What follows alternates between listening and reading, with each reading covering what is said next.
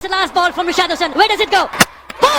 শোককে শক্তিতে রূপান্তর করার এমন দৃশ্য আর কোথায় পাবে বাংলাদেশ ক্রিকেট? হাজারো দর্শকের চাওয়া সেই কাঙ্ক্ষিত জয় উপহার দিতেই মাঠে নেমেছিল বাংলাদেশ। এই জয়ের পিছনে ইমোশন ছিল বাংলার ক্রিকেট ভক্তদের। এই জয়ের পিছনে মনোবল জাগিয়েছিল গ্যালারিতে থাকা হাজারো দর্শকের উপস্থিতি। ফুল হাউস গ্যালারির সবার একটাই চাওয়া, জয় দিয়ে আজকের দিনে পাকিস্তানের বিপক্ষে সিরিজ নিজেদের করে নেয়া। Bangladesh creates history. এদিন মাঠে মাইলস্টোন কলেজের ট্র্যাজেডিতে নিহতদের প্রতি সমবেদনা জানাতে প্লেকার্ড নিয়ে এসেছিলেন দর্শকরা।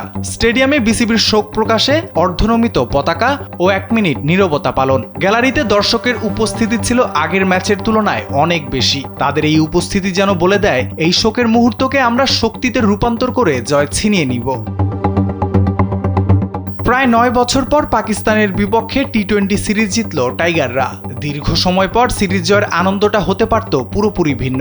গোটা মাঠ দৌড়ে দর্শকদের সঙ্গে জয় উল্লাস করার সুযোগ থাকলেও মাইলস্টোন কলেজের ট্র্যাজেডির পর এই জয় তাদের জন্য উৎসর্গ করা ছাড়া আনন্দে মাতেনি টাইগাররা। মুচকি হাসিতে ইতিহাসের এই স্মরণীয় মুহূর্ত স্মরণ করায় নিহত সেই সকল শিশু কিশোরদের। রাফিউল ইসলাম রাতুল, কালবেলা।